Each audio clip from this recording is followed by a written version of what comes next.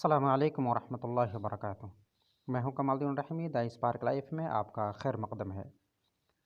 الحمد للہ وکفیٰ وسلام علی عبادہ الذین اصطفیٰ، اما بعد۔ ناظرین،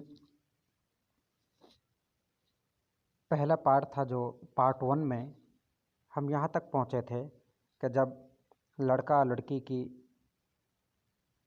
پسند کرنے کی جو ایک رسم ہے وہ جو پوری ہو جائے اور خطبہ مسنونہ کے بعد ایجاب و قبول ہو جائے اور حسب طاقت ولیمہ کا اہتمام کر لیا جائے، تو یہی ایک اسلام کا طریقہ ہے۔ تو آج ہم اس پارٹ 2 میں بات کرتے ہیں موجودہ حالات میں جو نئی جو رسمیں ہیں، جو رسوم ہیں، ان کے اوپر نظر ڈالتے ہیں۔ تو موجودہ دور کی بارات کے لیے بھی اسلام میں کوئی گنجائش نہیں ہے۔ تو سامعین، جس میں فضول خرچی اور بے پردگی اور بے حیائی عام بات ہو گئی ہے، بارات میں مردوں کے ساتھ عورتیں بھی بہت ہوتی ہیں۔ منچلے نوجوان اور خوبصورت لڑکیاں اور معصوم بچے بھی ہوتے ہیں۔ فلمی نغموں کی کیسٹیں اور کیمرے ساتھ ہوتے ہیں۔ کبھی سفر چند فاصلوں کا ہوتا ہے تو کبھی دوسرے دیہات اور شہر کا بھی ہوتا ہے۔ اس سفر میں جو بے پردگی و بے حیائی ہوتی ہے اس کا آپ خود اندازہ کر لیجئے۔ معاملہ یہی نہیں ختم ہو جاتا بلکہ مستقبل کی بہت ساری برائیوں کا بھی ذریعہ بن جاتا ہے۔ بارات کی آن بان اور شان و شوکت پر اپنے کیا برادران وطن بھی ششدر رہ جاتے ہیں۔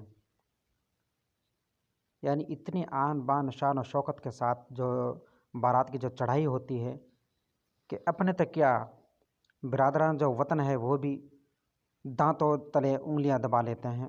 گاڑیوں کی ریلم پیل، گاڑیوں کی لمبی لمبی قطاریں، باراتوں کی بھیڑ جس میں دوشیزائیں اور حسیناؤں کی آمیزش، کیمرہ اور فوٹوگرافی کی کثرت، بینڈ باجے، رقص و سرور کا یہ عالم کہ عقل حیران اور آنکھیں چکا چوندھ۔ دوسری جانب لڑکی والوں کو ان کے پرتکلف کھانوں اور رہائش کے نظم میں بے حد دشواری اور پریشانی ہوتی ہے۔ اسلام ان تکلفات کا متحمل نہیں ہے۔ تلک جہیز ایک رسم ہے، ورنہ اسلام میں اس کی کوئی حقیقت نہیں ہے۔ آپ صلی اللہ علیہ وسلم کی شادیوں کے باب میں اور صحابہ کرام رضوان اللہ علیہم اجمعین کی سیرت و احوال میں جہیز لینے اور دینے کا تذکرہ نہیں ہے، بلکہ قرآن و حدیث، متقدمین فقہا اور ائمہ اربعہ کی کتابوں میں جہیز کا تذکرہ نہیں ہے۔ اس کے باوجود ہمارا معاشرہ اس لعنت میں گرفتار ہو کر کسب حرام، رشوت، زنا و بدکاری، عریانیت، فحاشی، قتل و خونریزی، طلاق اور خودکشی کی آماج گاہ بن گیا ہے۔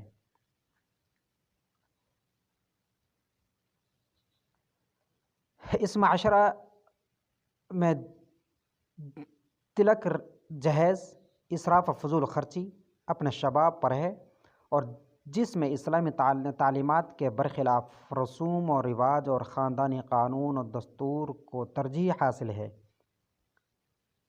بہت قریب سے دیکھا ہے اور اس معاشرے کی مشکلات و حالات کا باریک بینی سے جائزہ لیا ہے، اور جس خطہ کے بارے میں مشہور ہے کہ وہ جہیز کی لعنت سے پاک ہے، اس کی تہ میں جانے اور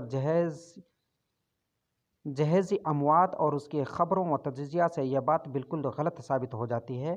حقیقت تو یہ ہے کہ ہند و پاک، بنگلہ دیش اور نیپال کے مسلمانوں نے اسلامی تعلیمات کے برخلاف تلک یعنی نقد رقم، جہیز گھوڑا جوڑا، رسم و رواج اور فضول خرچی و اسراف کو اپنی تقریبات کا ضروری حصہ قرار دیا ہے، اور انہوں نے اسلامی تعلیمات کے خلاف ورزی کے نئے طریقے ایجاد کر لیے ہیں۔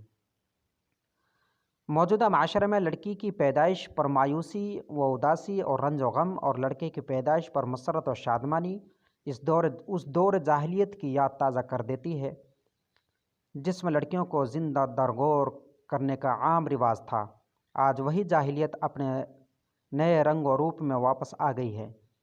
فرق صرف اس قدر ہے کہ موجودہ جاہلیت میں رحم مادر ہی میں بچی ہلاک کر دی جاتی ہے یا پیدائش کے بعد مختلف تدبیروں سے موت کے آغوش میں دے دیا جاتا ہے۔ آج جس تیز رفتاری سے رحم مادر میں یا پیدائش کے بعد لڑکیوں کی ہلاکت کے دلخراش اور دلدوز واقعات پیش آ رہے ہیں، وہ پورے ہندوستانی سماج کے لیے لمحہ فکریہ ہیں۔ اس منزل سے کامیاب گزر جانے والی لڑکیوں کو جہاں آئندہ کئی طرح کی مشکلات اور خطرات کا سامنا ہے، وہیں قہوہ خانے کی آبادی اور جہیزی اموات میں اضافہ صالح معاشرے کے لیے ایک زبردست چیلنج ہے۔ یہی وہ دلی احساسات ہیں جن کی وجوہات اور جن کا سبب اور ان کی تحقیق اور جستجو، محنت و مشقت، عرق ریزی اور جان فشانی پر آمادہ کیا۔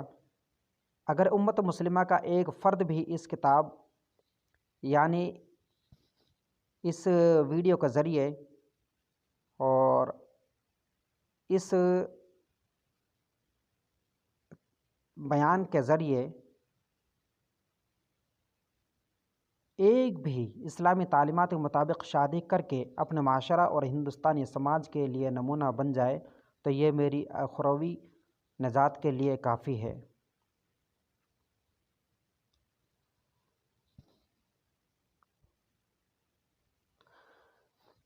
اور سامعین،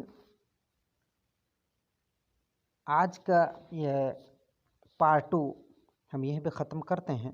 انشاءاللہ پھر آپ سے روبرو ہوں گے ایک نئے پارٹ کے ساتھ میں، یعنی پارٹ 3 میں پھر انشاءاللہ آپ سے گفتگو ہوگی۔